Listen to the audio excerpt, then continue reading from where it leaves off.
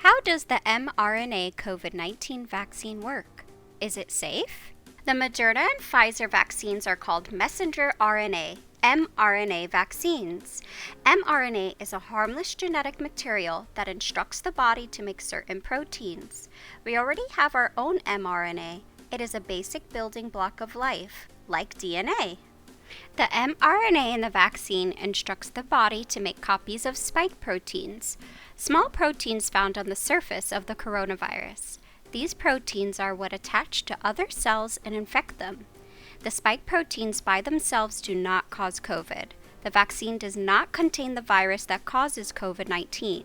The vaccine does not cause COVID. The newly created spike proteins trigger an immune response in our bodies.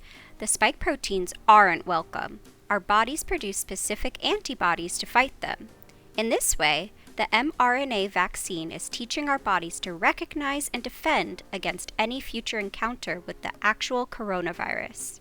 The mild side effects we may experience are signs that the vaccine is working and teaching our bodies to fight. The mRNA vaccine does not contain metal or microchips. The mRNA degrades and disappears from the body in a short time. It does not alter the body's DNA.